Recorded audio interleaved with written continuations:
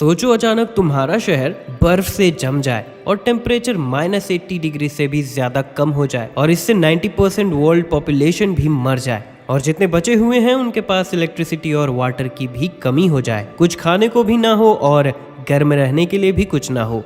सभी स्ट्रगल कर रहे हो और वहीं हमारा हीरो जिसने ऐसे खतरनाक हालत के लिए तैयारी कर रखी थी, इसीलिए उसके पास बहुत अच्छी लाइफ थी और जो उसके साथ रहने की कीमत चुका सकते हैं वो उन्हें खाना दे सकता है और उसकी कीमत है, समझ रहे हो? समझ रहे हो आप? समझ रहे हो ना? लेकिन सब कुछ ऐसे अच्छे से शुरू नहीं हुआ था। असल में 2050 में एक स्टार एक्सप्लोजन की वजह से अर्थ आइस एज में चला गया था। जैंगी एक वॉलमार्ट वेयरहाउस में काम करता था और इसीलिए वो सारी चीजें मैनेज कर पाया था। जिस लड़की को वो पसंद करता था वो उसके घर पर घुस आई थी कुछ आदमियों के साथ उसका सारा खाना लेने के लिए। वो एडमिट भी करती है कि उसने गेट खोलने के लिए उसे ट्रिक किया था। मरते हुए जांगी ने वादा किया कि वो उससे अपना बदला जरूर लेगा और तब वो 3 महीने टाइम में पीछे आ जाता है, पता नहीं कैसे, जो वो रियलाइज़ करके बहुत हैरान होता है और सोच लेता है कि अब वो उस लड़की को पसंद नहीं करेगा।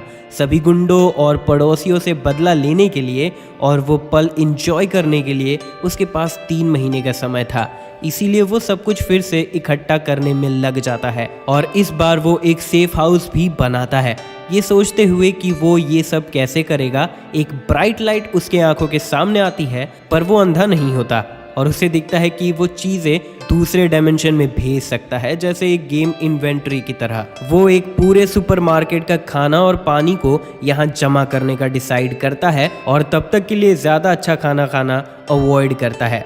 जांगी एक लग्जरी होटल में जाता है अच्छा खाना खाने के लिए और 50,000 कोरियन वॉन्स सब कुछ क्रेडिट कार्ड के बिल में ट्रांसफ़र कर देता है, क्योंकि 3 महीने में तो सब कुछ वैसे भी खत्म होने वाला था। वो लड़की फैंग यूचिन, जिसे वो कई सालों से प्यार करता था लेकिन कोई सक्सेस हासिल नहीं कर पाया और पास्ट में इसी ने उसे धोखा दिया था, वो अपने दोस्त के साथ देखती है कि जांगी एक लग्जरी होटल में गया था। उसकी दोस्त कहती है कि वो लकी है कि ये बेवकूफ़ उसके लिए कुछ भी करता है और अब ये अमीर हो चुका है। उसे देखकर जांगी सोचता है कि पिछले लाइफ में ये मेरे सामने भोली बन रही थी लेकिन इसने मुझे धोखा दिया और सब कुछ छीन लिया। मैं तो इसे अभी मार देना चाहता हूँ लेकिन अभी मैं जेल चला जाऊँगा, थोड़ी देर वेट कर लेता हूँ वर्ल्ड के ख़त्म होने तक। जांगी अपने क्रेडिट कार्ड को चमकाते हुए पूछता है, क्या तुम्हें कुछ खरीदना है बेबी गर्ल? वो उन दोनों से सब कुछ कैरी करवाता है और दिखाता है कि उसके पास बहुत पैसे हैं और वो लड़कियां सब कुछ करती हैं कि उन्हें भी कुछ मिल जाए। वो पूछती है कि वो इतना खाना क्या करेगा और हीरो कहता है कि पता नहीं कब सब कुछ खत्म हो जाए, इसीलिए तैयार रहना चाहिए। उसकी दोस्त कहती है कि वो कुछ भी कैरी नहीं कर रहा है, इसीलिए वो उस पर एहसान कर रही है जो उसे लग्जरी डिनर देकर चुकाना चाहिए। जांगी अंदर ही अंदर हंसता है कि जब मेरी बारी आएगी मैं सब कुछ ले लूंगा। मार्केट में उसकी आंट लिन उससे कहती है कि वो इतना सब कुछ अकेले नहीं खा सकता है तो कुछ अपनी आंटी को भी दे दे। फिर उसका 5 साल का पोता जांगी का चॉकलेट ले लेता है। जांगी उसे वापस लेता है और वो बच्चा गुस्सा करने लगता है, तब जांगी उसे डांटता है और वो रोने लगता है। आंट लिन कहती है कि वो एक बच्चे के साथ क्यों लड़ रहा है, वो ये चॉकलेट उससे खरीद लेगी और पैसे बाद में दे देगी। लेकिन जांगी उसे अपना QR दिखाते हुए कहता है पैसे अभी पे करने होंगे और चला जाता है। घर पहुंचने पर फैंग यू उससे आंख मारती है कि हमें भूलना मत। जांगी उसके मुंह पर दरवाजा बंद कर देता है। जांगी सारे खाने को अपने स्टोरेज में रख लेता है ये चेक करने के लिए कि क्या वो खराब हो जाएंगे। उसे अभी बहुत कुछ करना था, एक टफ बिल्डिंग बनाना था जिसमें हीटिंग डिवाइस हो, मेडिकल सप्लाईज भी हो। वो सोचता है कि कुछ वेपन्स भी सही रहेंगे। 3 महीने के अंदर वो अपनी सारी प्रॉपर्टी बेचने का डिसाइड करता है ताकि उसे और पैसे मिल जाए। अगले दिन वो अपना स्टोरेज चेक करता है कि वो लिविंग फूड वहाँ नहीं रख सकता है और पैक्ड फूड सही सलामत है। ये समझने के बाद वो एक रेस्टोरेंट में फ़ोन करता है और 500 मील्स का ऑर्डर देता है और बताता है कि वो 3 दिन के लिए पार्टी दे रहा है। फिर वो प्रॉपर्टी लोन का जुगाड़ करता है अपने अपार्टमेंट के अगेंस्ट, क्योंकि 3 महीने के बाद सारे पैसे वेस्ट हो जाएंगे, 1000 के नोट के जैसे। जांगी अपने लोन रीपे करने के लिए 3 महीने का समय लेता है। मैनेजर उसे वार्न करता है कि इंटरेस्ट बहुत हाई रहेगा, पर जैंगी को इससे कोई फर्क नहीं पड़ता क्योंकि उसके पास 9 मिलियन है और वो 1 महीने में 3 मिलियन करके पे करेगा, नहीं तो अपना घर और कार खो देगा। फिर वो एक सिक्योरिटी कंपनी जाता है जहां एक एजेंट पूछता है उसे क्या हेल्प चाहिए। जैंगी उसे एक सेफ हाउस बनाने का आइडिया शेयर करता है। वो आदमी उसे बहुत से प्लान दिखाता है लेकिन उसे कुछ भी अच्छा नहीं लगता। वो कहता है कि घर को एविएशन मटेरियल से रीइंफोर्स किया जाए, बालकनी में बुलेट प्रूफ ग्लास लगाया जाए और एक एयर फिल्ट्रेशन सिस्टम भी होना चाहिए और 360 degree blind spot free monitoring system. Front door को बैंक वॉल्ट डोर के मटेरियल से बनाना चाहिए और साथ ही वो मैनेजर को कुछ वेपन्स भी लाने कहता है। वो मैनेजर सब सुनकर हैरान हो जाता है और कहता है वो सब कुछ कर सकता है लेकिन वेपन्स नहीं। जैंगी कहता है इससे घर एक फोर्ट्रेस बन जाएगा। फाइनल प्लान का कॉस्टिंग 8 मिलियन होता है। पैसे देने के बाद वो काम जल्दी शुरू करने कहता है। अब उसे वेपन हासिल करने थे सेल्फ डिफेंस के लिए। वो एक हंटिंग क्लब के मेंबर को कॉल करता है और कुछ वेपन्स डील कर लेता है। जैसे ही वो घर पहुंचता है उसका 500 मील्स का ऑर्डर भी पहुंच चुका था। बहुत से लोग ये देखते हैं क्योंकि डिलीवरी ट्रक्स 5 स्टार होटल के थे जो 1 मिलियन से भी ज़्यादा कॉस्ट का होगा। जैंगी का घर भर जाता है। बिना टाइम वेस्ट किए जैंगी सारा खाना स्टोरेज स्पेस में रख लेता है ताकि उसे सालों तक कोई टेंशन ना हो। अगले दिन सिक्योरिटी कंपनी वाले उसका घर का काम करने आ जाते हैं। पड़ोसी ये सब देखते हुए उसका मजाक उड़ाते हैं कि वो पागल हो गया है, लेकिन जैंगी जानता था कि बाद में वो सबका मजाक उड़ाएगा। फिर जैंगी अपने मैनेजर के पास जाता है जहां वो काम करता था और मेडिकल सप्लाई का कुछ पोर्शन खरीद लेता है और मार्केट से डबल रेट पे करता है। फिर वो सब कुछ अपने घर ट्रांसपोर्ट करवाता है। ये सब फैंग यू चिन भी देखती है जो उससे पूछती है कि क्या कुछ होने वाला है और वो उसके बारे में बहुत सोच रही है। जैंगी उसे भाव नहीं देता जिससे वो गुस्सा हो जाती है क्योंकि पहले जैंगी उसकी सारी बात मानता था। उसकी दोस्त हंसने लगती है कि अगर कुछ होने वाला होता तो गवर्नमेंट सबको वार्न जरूर करती। अब उसे जैंगी का दिल जीतना होगा ताकि वो मजे ले सके। कुछ हफ्तों बाद जैंगी का सेफ हाउस रेडी हो जाता है। जैंगी बहुत खुश था और अब उसका लास्ट सप्लाई आने वाला था जिसका वो वेट कर रहा था। कुछ ट्रक्स आते हैं ढेर सारा पानी लेकर। एक डिलीवरी ड्राइवर उसका अंकल यू था। वो जैंगी से पूछता है कि वो इतने सारे पानी का क्या करेगा। पास्ट लाइफ में उसके अंकल ने उसकी हेल्प की थी तो जैंगी उसे बताता है कि इस साल मौसम खराब रहने वाला है तो उसे भी पानी बचा लेना चाहिए। अंकल यू को भरोसा नहीं होता पर जैंगी के सीरियस फेस को देखकर वो भी पानी बचाने का सोचता है। तभी उसे काम करने के लिए बुलाया जाता है। जैंगी बचे हुए दिनों में खाना खाता है और बचाता भी है और वेपन्स के साथ ट्रेनिंग भी करता है। आइस एज आने में 3 दिन बचे हुए थे। वेदर खराब होने लगा था। फाइनल मोमेंट आ चुका था। जैंगी अपने काम पर था जहां वो स्टॉक सुपरवाइजर था। वो सभी के लिए चाय बनाता है और सभी बेहोश हो जाते हैं उसका चाय पीकर। सभी सर्विलेंस कैमरास को बंद करने के बाद वो वेयर हाउस से सभी स्टॉक्स चुरा लेता है, फ्यूल, फूड और इक्विपमेंट्स, और सब खाली कर देता है। फिर वो एक बॉक्स को देखता है जिसमें जैकेट्स थे जो -100 डिग्री टेम्परेचर भी सह सकते थे। अपने प्लान को पूरा करने के लिए जैंगी खुद को बेहोश कर लेता है। 2 घंटे बाद उसे उठाया जाता है और बताया जाता है कि सब कुछ चोरी हो चुका है। जैंगी बहुत हैरान हो जाता है। मैनेजर उसे कॉल करके पूछता है। सब कुछ एक बार में चोरी होने और कैमरास में ना आने की वजह से मैनेजर जैंगी को ब्लेम करता है कि उसने सब कुछ प्लान किया है। जैंगी घबरा जाता है। सभी को पुलिस स्टेशन ले जाया जाता है पर कुछ सामने नहीं आता। पुलिस ऑफिसर उन्हें सिटी से बाहर जाने से मना करता है। जैंगी कहता है वो अपने घर से भी बाहर नहीं निकलेगा। 10 दिसंबर को ये केस न्यूज में आता है और स्नोफॉल भी शुरू हो जाता है। जैंगी जानता था अब सब कुछ शुरू होने वाला है। 3 दिन बाद स्टार एक्सप्लोजन होता है और टेम्परेचर घटने लगता है। सभी लोग घबराए हुए थे क्योंकि इतना स्नोफॉल उन्होंने कभी नहीं देखा था। उन्हें देखते हुए जैंगी जानता था कि ये लास्ट स्नोफॉल होने वाला है। उसके पास लाइफ में हैवी स्नोफॉल 3 महीने के लिए हुआ था और टेम्परेचर गिरा था जिससे बहुत कोई मारे गए थे। धीरे धीरे स्नोफॉल बढ़ने लगता है और घर का दरवाजा खोलना भी मुश्किल हो गया था। लोग हीटर को मैक्सिमम लेवल पर यूज कर रहे थे लेकिन फिर भी ठंड में थे। लेकिन वहीं जैंगी जिसने बहुत से हीटिंग डिवाइस का जुगाड़ लगा रखा था वो आराम से सो रहा था। जैंगी फोन कॉल से उठ जाता है। वो फेंग यूचिन थी जो पूछती है कि क्या वो स्नोफॉल के बारे में जानता था, तो फिर उसने उसे कुछ क्यों नहीं बताया। अब वो ठंड में बस इंस्टेंट नूडल खा रही है। जैंगी ये सुनकर हंसता है और कॉल कट कर देता है।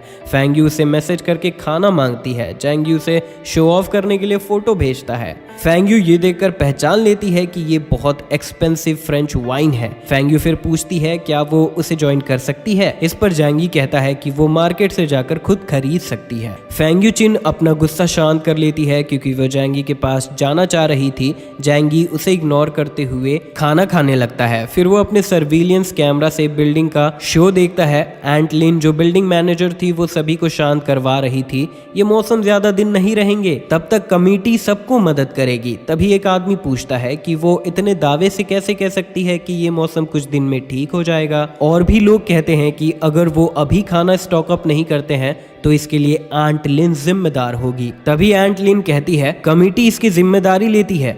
फिर वो जैंगी को देखकर कहती है वो ज्यादा परेशानी ना दे। जैंगी उसे इग्नोर करते हुए वापस चला जाता है। एक हफ्ते गुजर जाते हैं और स्नोफॉल होते रहता है। एंट लिन जैंगी और कुछ यंगस्टर्स को स्नो हटाने कहती है। जैंगी मना कर देता है और दूसरे पड़ोसियों से मदद मांगने कहता है। एंट लिन गुस्सा हो जाती है और झगड़ा करने लगती है और कहती है ये कमेटी की तरफ से ऑर्डर है और जो भी नहीं करेगा उसे ब्लेम किया जाएगा। जैंगी पूछता है वो अमीर पड़ोसियों को काम करने के लिए क्यों नहीं बुला रही है। जैंगी कहता है कि वो चेंगजेन को बुलाए। चेंगजेन एक कंस्ट्रक्शन बॉस है और सिंग सॉन्ग एक अमीर लड़का है जो बस पैसे से मदद कर सकता है। कमेटी हैरान हो जाती है। लिन ग्रुप के मेंबर्स को काम करने के लिए बुलाती है। ये देखकर चेंगजेन गुस्सा हो जाता है और लिन को सुनाने लगता है कि ये जगह उसकी नहीं है। सिंग सॉन्ग एक ऑडियो मैसेज भेजता है कि वो ज़रूरी काम कर रहा है और अपनी एक फ़ोटो भेजता है कि वो काफ़ी बिजी है। लिन ये देखकर गुस्सा हो जाती है लेकिन कोई भी सवाल नहीं करती। वो जैंगी को ब्लेम कर रही थी। जैंगी उसे इग्नोर करते हुए अपना काम करता है लेकिन फिर लिन उसे कॉल करती है। जैंगी उससे कहता है कि अगर वो उसे परेशान करती है तो वो उसे मार देगा। लिन ये सुनकर डर जाती है और कॉल रख देती है। जैंगी खा रहा होता है। तभी कोई उसका दरवाज़ा नॉक करता है। वो चेंगजेन था जो कहता है तुम ग्रुप चैट में सबको मेरे खिलाफ कर रहे थे, बाहर आओ, मैं तुम्हें सबक सिखाता हूँ। जैंगी बो एरो लेकर जाता है और कहता है देखते हैं कौन किसे मारता है। जैंगी बिना दरवाज़ा खोले ही उसके पैर में तीर मार देता है और चेंगजेन दर्द से चिल्लाने लगता है। किसी ने भी नहीं सोचा था कि जैंगी जैसा लड़का ऐसा भी कुछ कर सकता है। चेंगजेन को पता नहीं था कि जैंगी की बदले की ये बस शुरुआत थी। ठंड में चेंगजेन मर भी सकता था अगर उसे सही समय पर ट्रीटमेंट नहीं मिला तो, और फिर ठंड से भी। असल में जैंगी उसे एक ही बार में मारना चाहता था और ये रियलाइज करने के बाद चेंगजेन इमरजेंसी कॉल करता है पर कोई फायदा नहीं होता है। इसीलिए वो खुद से तीर निकालता है और ग्रुप में मैसेज करता है कि मैं तुम्हें नहीं छोड़ूंगा जैंगी। जैंगी रिप्लाई देता है कि तुम फिर से आए तो मैं तुम्हें मार दूंगा। सभी मेंबर्स ये कन्वर्सेशन देखकर क्यूरियस हो जाते हैं क्योंकि कोई भी चेंगजेन के खिलाफ जाने की हिम्मत नहीं कर सकता था और ये पहली बार था जब किसी ने उसे धमकी दी थी। चेंगजेन गुस्से में अपने लोगों को बुलाता है और थोड़ी देर में वहाँ बहुत से लोग आ जाते हैं हथियार लेकर। चैंग उन्हें जैंगी के घर ले जाता है। एक आदमी उसके घर के गेट पर स्वॉर्ड से मारता है पर वो स्वॉर्ड ही टूट जाता है। सभी ये देखकर डर जाते हैं और समझ जाते हैं कि ये लोहे का दरवाज़ा है। जैंगी ये सब कैमरे से देखता है और सोचता है ये कमज़ोर और भूखे लग रहे हैं। जैंगी अपने किचन के नल से पाइप लगाता है और सभी पर पानी से अटैक करने लगता है जिससे कुछ ही लोग बचकर भाग पाते हैं। जैंगी ये देखकर बहुत खुश था क्योंकि ऐसे टेम्परेचर में पानी सबसे खतरनाक हथियार है। चेंगजेन के घर पर बचे हुए लोग आते हैं और वो कांप रहे थे और जिस्म की गर्मी बांट रहे थे। चैंग पूछता है क्या हुआ, तुम लोग एक लड़के को नहीं पकड़ पाए? वो बताते हैं वो लड़का बहुत तेज है, उसका दरवाज़ा मेटल का है और उसने हम पर पानी से अटैक किया। चैंग कहता है उसके दरवाजे पर नज़र बनाए रखो, वो कभी ना कभी तो बाहर आएगा ही और तब हम उसे पकड़ लेंगे। बिल्डिंग के एंट्रेंस पर अंकल यू कुछ लोगों के साथ स्नो हटा रहे थे और सुपरमार्केट तक जाने का रास्ता बना रहे थे, पर वो रियलाइज करते हैं कि स्नोफॉल ज्यादा तेज है और वो काम नहीं कर सकते और गिव अप करके वापस चले जाते हैं। जैंगी उन्हें देख रहा था। न्यूज़ में सभी को बताया जा रहा था कि स्नो डिजास्टर नॉर्मल है, पर जैंगी जानता था कि 90% लोग फ्रीज हो चुके हैं। फेंग यू उससे मैसेज करके पूछती है क्या वो ठीक है। जैंगी कहता है वो ठीक है। फेंग यू कहती है उसे भूख लगी है और उसने बहुत सारा खाना खरीद रखा है और फिर खाना मांगती है। जैंगी उसे एक लॉबस्टर की फ़ोटो भेजता है। फेंग यू ये देखकर गुस्सा हो जाती है और सोचती है इसीलिए वो सिंगल है। उसकी बेस्ट फ्रेंड जैंगी को मैसेज करती है कि तुम्हारी वजह से फेंग यू दुखी हो गई है। जैंगी रिप्लाई देता है कि ये ड्रामा अच्छा नहीं है। उसकी दोस्त कहती है ये स्नोफॉल ज़्यादा दिन नहीं रहेगा, तो वो अपने पड़ोसियों की हेल्प क्यों नहीं करता है, ऐसे में वो फेंग यू को पटा भी सकता है। जैंगी इग्नोर करते हुए बस ओ रिप्लाई करता है। उसकी दोस्त भी बहुत गुस्सा हो जाती है। वो लोग डिसाइड करते हैं कि अगर ये ऐसा ही कर रहा है तो हमें दूसरे लड़के को फंसाना चाहिए। फेंग यू जो पेंग को कॉल करती है जो तुरंत आ जाता है खाना लेकर और उसकी दोस्त दरवाज़ा बंद कर देती है। फेंग यू को इससे फ़र्क नहीं पड़ रहा था, वो बस जैंगी से बदला लेना चाह रही थी। इस खाने के साथ 5 दिन बीत जाते हैं और स्नोफॉल भी बढ़ता गया। चिकन खाते हुए जैंगी रियल ड्रामा शुरू होने का वेट कर रहा था। अब इलेक्ट्रिसिटी भी चली जाती है और सभी पड़ोसी बाहर आकर एक दूसरे से पूछते हैं कि क्या उनके घर पर लाइट है, क्योंकि पानी और लाइट नहीं था। हीटर काम नहीं कर रहा था और ठंड इतनी थी कि कोई भी मर सकता था। आराम से खाना खाने के बाद जैंगी अपने जनरेटर को ऑन करने जाता है जो उसने वेयर हाउस से चुराया था। एंट लिन अपने पोते को पकड़े हुए कांप रही थी। उसने सोचा नहीं था कि स्नोफॉल इतना दिन तक चलेगा। तभी उसे एक मैसेज आता है कि ये एक ग्लोबल स्नो स्टॉर्म है जो लाखों सालों में एक बार आता है और इसमें हम सब मर सकते हैं। सभी को खाना स्टॉक अप कर लेना चाहिए। एंटलिन हैरान थी क्योंकि उसने सोचा नहीं था कि ये इतना गंभीर है। वो प्लान बनाती है कि ये न्यूज़ फैलने से पहले वो सभी का खाना गिव अप करवा देगी। एंटलिन ग्रुप में मैसेज कर देती है कि चिंता मत करो, पानी और लाइट के लिए काम चल रहा है, ये सब तुरंत ठीक हो जाएगा। अथॉरिटीज ने इसके लिए ऑर्डर दिया है और ऐसी सिचुएशन में कमेटी सारे प्रॉपर्टी का ध्यान रखेगी और जो भी कोऑपरेट नहीं करेंगे उन्हें पुलिस अरेस्ट कर लेगी। ये मैसेज देखकर सभी तंग हो जाते हैं, खास करके चैंगजेन, क्योंकि पुलिस का ऑर्डर उसे मानना पड़ेगा। फिर लिन मैसेज करती है कि कमेटी सभी के खाने को रख लेगी और उन्हें इक्वली डिस्ट्रीब्यूट करेगी। ये मैसेज पढ़कर जैंगी को याद आता है कि पिछले लाइफ में उसने ऐसे ही सबका खाना चुरा लिया था। एंटलिन गलती कर देती है जैंगी को प्राइवेट मैसेज करके, भतीजे तुमने बहुत सारा खाना खरीद रखा है, मैंने देखा था, अब तुम्हें वो देना होगा। जैंगी गुस्सा हो जाता है और ऑडियो भेजता है, मैं कुछ नहीं देने वाला हूँ और मैंने सारा खाना खा लिया है और अब सब खत्म हो गया है। अगर तुम कुछ खाना कलेक्ट कर ही रही हो तो मुझे भी कुछ दे देना। ये सुनकर लिन बहुत गुस्सा हो जाती है पर ख्याल करती है उसके पोते और उसे जैंगी की ज़रूरत है। लिन शांत हो जाती है और रिप्लाई देती है कि ये एक ऑर्डर है, तुम्हें ये मानना होगा। स्नोफॉल के बाद मैं तुम्हारे बारे में अच्छा रिपोर्ट करूंगी। अगर जैंगी को सच पता नहीं होता तो वो भरोसा कर लेता। फिर वो बताता है कि मैं झूठ नहीं कह रहा हूँ, मेरे पास खाना नहीं है और मैं भूखा हूँ, मुझे कुछ इंस्टेंट नूडल भेज दो। एंटलिन बहुत गुस्सा हो जाती है और कहती है, मुझे मना करना मतलब ऑर्गेनाइजेशन के खिलाफ जाना, मैं तुम्हें रिपोर्ट कर दूंगी। जैंगी कहता है, तुम कुछ भी नहीं हो। लिन बहुत गुस्सा हो जाती है और अपना फ़ोन पटक देती है। लिन फिर दूसरे लोगों पर फोकस करने लगती है। 2 दिन बाद कुछ लोग खाना भेजते हैं। ये देखकर जैंगी सोचता है कि सभी बेवकूफ़ हैं जो ऐसी हालत में किसी पर भरोसा कर रहे हैं। थोड़े ही वक्त में पूरी दुनिया केओस में होगी, ज़्यादा खाना नहीं होगा, लोग या तो मरने का इंतज़ार करेंगे या फिर मारने का। चैट्स में बहुत से लोग लिन को टैग करने लगते हैं और खाने के बारे में पूछते हैं जो डिस्ट्रीब्यूट होने वाला था और धमकी भी देते हैं कि अगर हमें खाना नहीं मिला तो हम तुम्हें ही खा जाएंगे। लिन उन सब का मजाक उड़ाती है कि मैंने ये सब अपनी मेहनत से हासिल किया है तो मैं ये किसी को क्यों दूँ। और तभी उसे चैंगजेन का कॉल आता है और वो घबरा जाती है। लिन पूछती है, क्या चाहिए तुम्हें? चैंग कहता है, तुमने सबको बेवकूफ़ बनाकर सारा खाना ले लिया। लिन कहती है, ये कमेटी ने करवाया था और वो बस अपना काम कर रही थी। चैंग कहता है, मेरे लोग खाने के लिए वेट कर रहे हैं। लिन बताती है, ये सब खाना अभी सॉर्ट नहीं हुआ है, कुछ लोगों ने अब तक खाना नहीं दिया है, इसीलिए हम अभी डिस्ट्रीब्यूट नहीं कर सकते हैं। लेकिन चैंग अपने लोगों के साथ उसके घर आ जाता है और लिन को मारता है और जैंगी ये सब देख रहा था सॉसेज खाते हुए। उसे आइडिया आता है और वो ये सब रिकॉर्ड करके ग्रुप में भेज देता है। लिन डर जाती है कि वो सारा खाना ले जाएंगे। लिन चैंग से रिक्वेस्ट करने लगती है कि इसमें मेरा खाना भी है, खाने के बिना मेरा पोता कैसे रहेगा। चैंग कहता है, भाड़ में जा, और उसे लात मार देता है।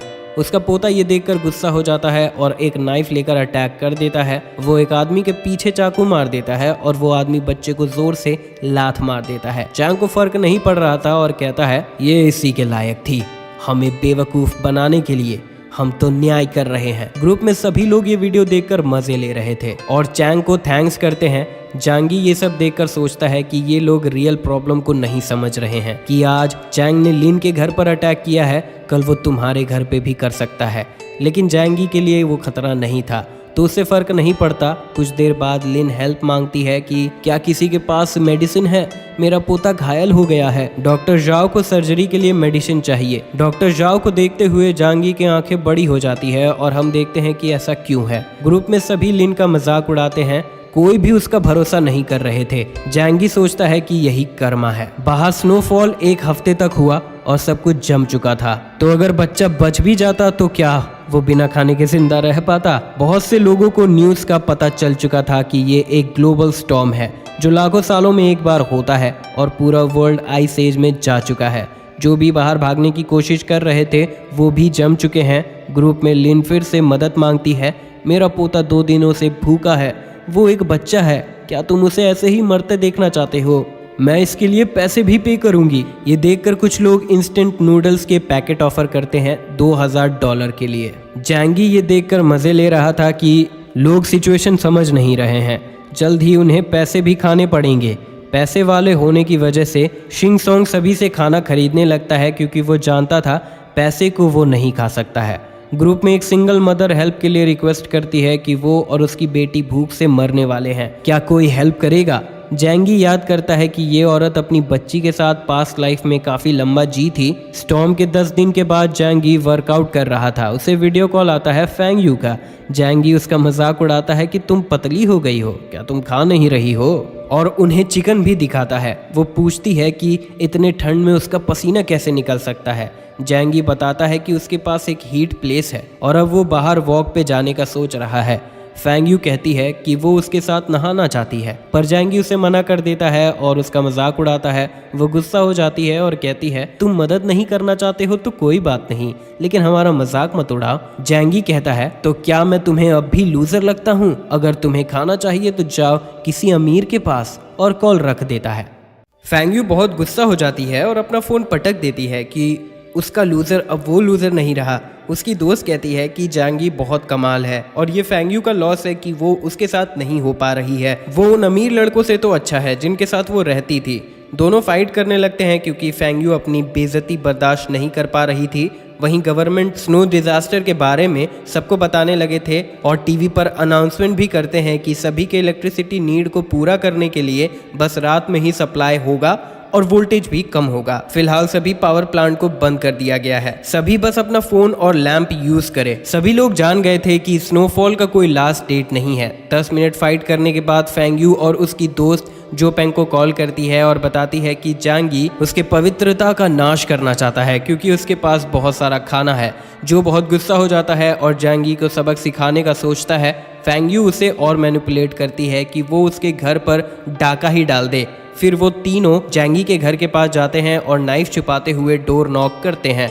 जांगी ये सब देख रहा था और समझ जाता है कि किसी को भी कैमरास के बारे में नहीं पता है। वो लोग फूड के साथ मेडिसिन एक्सचेंज करने का ऑफर करते हैं। जांगी बहुत गुस्सा हो जाता है और फिर से पानी का अटैक करने चाहता है, लेकिन कचड़े के डब्बे को देखकर वो प्लान बदल लेता है और सभी पर गंदे पानी से अटैक करता है और कहता है ये खाना तुम लोग डिजर्व करते हो। जो गुस्से में दरवाजे पर मारता है और खुद के ही हाथ को हर्ट कर लेता है। जांगी ये देखकर हंसता है और स्पीकर से बताता है कि उसका दरवाजा मेटल का है। फिर थोड़ी देर बाद वो सोने चला जाता है। फिर वो एक गन शॉट की आवाज सुनकर उठ जाता है। जांगी जानता था ये सब तो होना ही था, लेकिन ये काफी जल्दी था। वो कैमरा से देखता है कि चेंगजेन और उसके लोग सभी के घर जा रहे हैं और खाना हड़प रहे हैं और सभी को फोटोज और वीडियोस भेजकर डरा रहे थे और धमकी देता है कि अब उसका राज है। ये सब देखते हुए एक नया ग्रुप बनता है और बात होती है कि उन्हें चेंगजेन को रोकना होगा। जांगी भी इस ग्रुप में ऐड हुआ था और ये सब पढ़ रहा था और मजे ले रहा था। एक रिटायर्ड ऑफिसर चेंगजेन पर अटैक करने का प्लान देता है।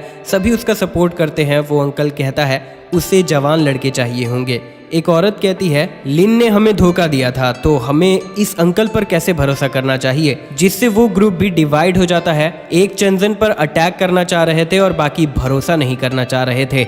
जैंगी ये सब आराम से पढ़ रहा था और कैमरा से सब कुछ देख ही रहा था। जैंगी सोचता है कि उसे चेंगजेन को रोकना होगा क्योंकि वो सभी को मार रहा है, जो सही नहीं है। अगले दिन एक रेसिडेंट जो अंकल के अपोजिशन में थी, वो ग्रुप में हेल्प मांगने लगती है क्योंकि अब उसकी बारी थी, लेकिन कोई फायदा नहीं होता और वो पकड़ी जाती है। फेंगयू और उसकी दोस्त डर गए थे और अगला नंबर उनका हो सकता था। वो प्लान बनाते हैं कि वो जैंगी के स्टॉक पाइलिंग के बारे में सबको बता देंगे और सभी के साथ मिलकर उसके घर पर अटैक करेंगे। वो जैंगी को नए ग्रुप में ऐड करती है ये सब बताने के लिए। जैंगी को कोई फर्क नहीं पड़ता और चेंगजेन से उन्हें बचकर रहने कहता है और फिर ग्रुप लीव कर देता है। फेंगयू और सभी हैरान हो जाते हैं कि वो इतना कैसे बदल सकता है और वो बात करने लगते हैं कि वो जैंगी के घर में कैसे घुसे। ग्लासेस वाला लड़का कहता है वो दरवाजे से जा सकते हैं, वो ताले तोड़ना जानता है। वो लोग जैंगी के घर को खोलने का ट्राई करते हैं और पानी से बचने के लिए छाता भी रखते हैं। जैंगी ये सब देख रहा था और हाई वोल्टेज फीचर ऑन कर देता है। वो लड़का हार मान चुका था कि ये ताला नहीं खुल सकता है और तभी उसे एक झटका लगता है और वो मर जाता है। जैंगी को कोई फर्क नहीं पड़ रहा था। वो सभी जैंगी को शैतान कहने लगते हैं और उसे बाहर आने कहते हैं। जैंगी बो एरो से अटैक कर देता है। 2 बंदे उसकी हेल्प करते हैं लेकिन उन पर भी अटैक हो जाता है। फेंगयू और बचे हुए भाग जाते हैं और जिन्हें तीर लगा था वो जमीन पर दर्द से चिल्ला रहे थे। एक लड़की फेंगयू को थप्पड़ मारती है कि ये सारी उसकी गलती है, उसने बताया क्यों नहीं कि उसके पास हथियार है। फेंगयू बताती है उसे पता नहीं था, पिछली बार उसने कचड़े और पानी से अटैक किया था। जो फेंगयू का सपोर्ट करता है वो लोग डॉक्टर को बुलाते हैं। डॉक्टर उनके वाउंड्स को देखकर हैरान हो जाती है और बताती है उसे प्रोफेशनल इक्विपमेंट चाहिए होंगे, तभी वो कुछ हेल्प कर पाएगी और आयरन एरोज में जंग लग गए थे तो उन्हें एंटीबायोटिक भी चाहिए होगा, नहीं तो वो मर जाएंगे। एक लड़की ये सुनकर रोने लगती है और कहती है जैंगी ने ये सब जानबूझकर किया है। डॉक्टर जो कहती है मैं उसे नहीं जानती हूँ और जाने से पहले उन्हें मेडिसिन का जुगाड़ करने कहती है क्योंकि अगर वो ऐसे एरो निकालते हैं तो वो मर जाएंगे। फेंगयू पास्ट के बारे में सोचने लगती है कि जैंगी अचानक से बहुत बदल गया और सब कुछ स्टॉक पाइलिंग करने लगा।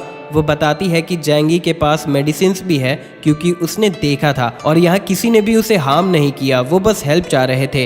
ये सारी उसकी ही गलती है। डॉक्टर ये सब बात सुनकर बहुत कंफ्यूज हो जाती है कि मैं जैंगी को तो नहीं जानती लेकिन ये लोग यही डिजर्व करते हैं। एक लड़की फेंगयू को ब्लेम करती है कि सारी गलती उसकी है और अब उसे ही जैंगी को मनाना होगा कि वो हमें मेडिसिन दे। जो भी इसमें सपोर्ट करता है कि बिना मेडिसिन के वो मर जाएंगे। अब प्लान बनता है कि वो जैंगी को कॉल करेगी, जो वो करती है। वो रोते हुए कहती है यहाँ सभी मर रहे हैं, क्या तुम हेल्प करोगे। जैंगी पूछता है कि वो ऐसा क्यों करे, सभी को एक ना एक दिन तो मरना ही है। वो लड़की फ़ोन ले लेती है और जैंगी से कहती है तुम्हें हेल्प करनी ही होगी, तुमने ही उन्हें मारा है और उन तीर में जंग लगा हुआ था।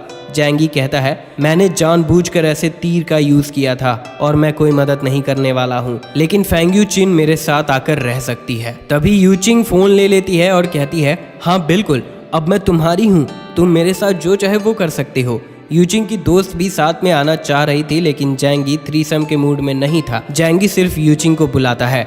यूचिंग जाने लगती है, उसकी दोस्त उसे रोकती है पर यूचिंग उसे धकेल देती है।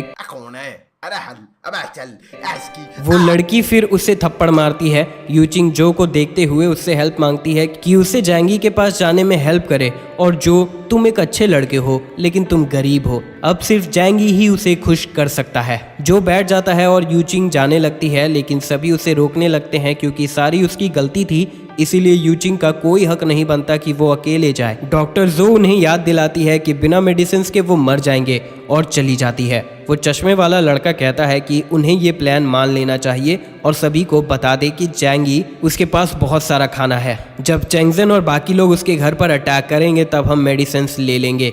यूचिंग इन सब के खिलाफ हो जाती है। वो लड़की उसे डराती है कि उसने कुछ किया तो वो उसका मुंह तोड़ देगी। जो यूचिंग को मारने के खिलाफ था लेकिन इस प्लान के साथ वो एग्री कर रहा था। वो लोग ग्रुप में जैंगी की फोटोज और वीडियोस सेंड कर देते हैं। चेंगजेन ये देखता है और कहता है अब वो अपने पैर का बदला लेगा। सभी लोग जैंगी को खाना बांटने कहते हैं, एंट लिन भी। एक सिंगल मदर जैंगी को उसके बच्चे का गॉड फादर बनने कहती है। ये सब देखकर जैंगी एक ऑडियो मैसेज भेजता है, मैं किसी की भी मदद नहीं करने वाला हूँ। और फिर स्नोफॉल देखने लगता है और सोचता है कि घर पर रहना बोरिंग है। वो स्नोमोबाइल पर बाहर घूमना चाहता है। तभी डॉक्टर जो का मैसेज आता है। डॉक्टर कहती है, मेरा खाना और मेडिसिन खत्म हो गया है, क्या तुम कुछ समझौता करना चाहते हो? जैंगी याद करता है कि पिछले लाइफ में वो अपना खाना बांटते हुए मर गई थी। इसका मतलब वो अच्छी इंसान है, लेकिन जो इतनी स्मार्ट होती है उतनी ही खतरनाक होती है। जैंगी फिर से गलती करना नहीं चाह रहा था। जैंगी कहता है, मैं सप्लाईज दे सकता हूँ, लेकिन उसके बदले में तुम्हें कुछ देना होगा। डॉक्टर जो कहती है, वो कंसल्टेशन दे सकती है। जैंगी कहता है, खाने और मेडिसिन के बदले में उसे कुछ करना होगा। जैंगी उसे अपना स्पाई बनने कहता है और सभी के प्लान्स के बारे में बताने कहता है। अगर वो इसे एक्सेप्ट कर लेती है तो वो बाकियों के जैसे मरने से बच सकती है। डॉक्टर कुछ देर के लिए सोचती है क्या वो सही कर रही है, और फिर एक्सेप्ट कर लेती है। वो ग्लास वाला लड़का जैंगी को धमकी देता है, जैंगी तुम कहाँ हो, ये आखिरी मौका है, क्या तुम हमें सप्लाईज दोगे या नहीं? जैंगी उसका मजाक उड़ाता है कि उसका खाना खत्म हो गया है।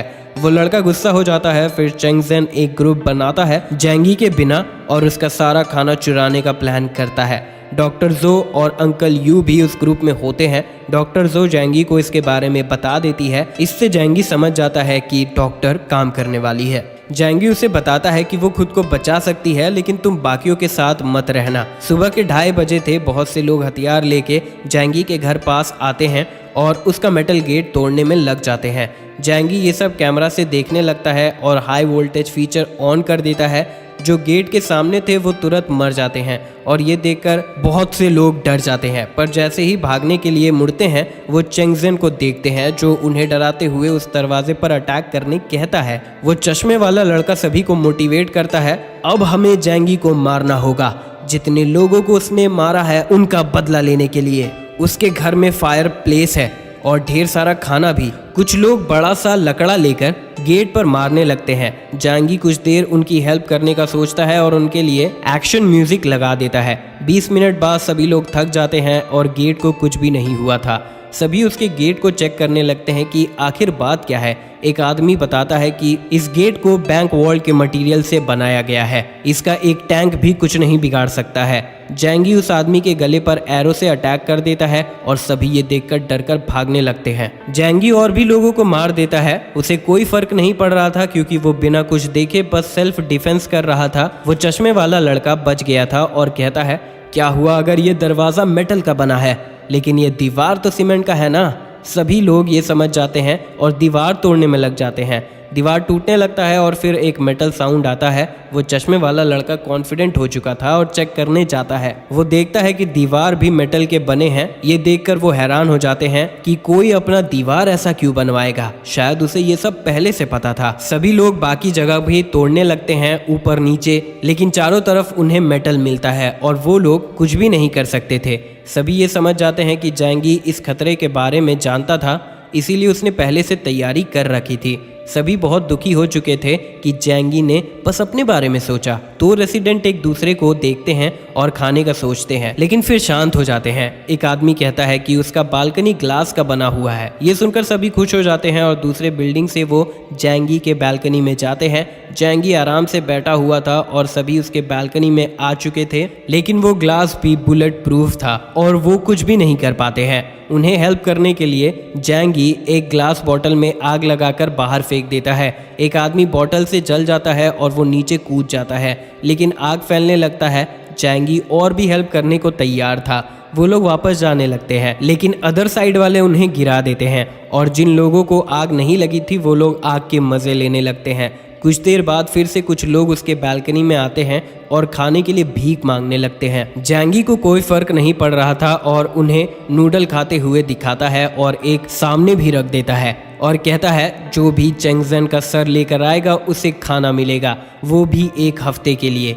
ये सुनकर सभी चेंगजेन को देखने लगते हैं। जो लोग चेंग के पीछे थे वो भी जैंगी का ऑफर सुन चुके थे कि चेंग को मारना मतलब 1 हफ्ते के लिए खाना। चेंग को उसके लोग बचा लेते हैं और अब जैंगी ये रिवॉर्ड ग्रुप में ऑफर कर देता है। अगले दिन कुछ लोग चेंग को मारने के लिए तैयार थे और उन्हें डर नहीं था कि चेंग अपने आदमियों के साथ था। उस पर अटैक होता है लेकिन वो अटैकर्स को ही मार देता है। एक आदमी देखता है कि चेंग पीछे से जख्मी हो चुका है। चेंग डॉक्टर जो को कॉल करता है और जो उसका ड्रेसिंग करने आ जाती है और कहती है कि ये फ्री नहीं होगा, उसे खाना चाहिए। लेकिन उसका खाना देखकर वो भूखे रहने का डिसाइड करती है।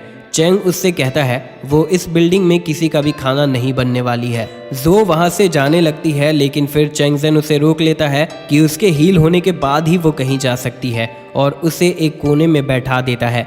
सभी जैंगी को मारने की बात करने लगते हैं। प्लान सुनने के बाद जो बाथरूम जाती है और जैंगी को सब कुछ मैसेज कर देती है। फिर चेंगजेन के लोग बगल के अपार्टमेंट में जाते हैं खाना हड़पने के लिए और वहां एक कपल को मार देते हैं। चेंगजेन डॉक्टर को बताता है कि उसे अपना खाना बचाना है। फेंग्यू चीन के घर पर वो लड़के तीर बिना एंटीबायोटिक्स के निकालते हैं और उन्हें इन्फेक्शन हो चुका था। जो पेंग अपने कज़न को समझाता है कि वो जैंगी को कन्विंस करने का ट्राई करे पर वो मना करती है।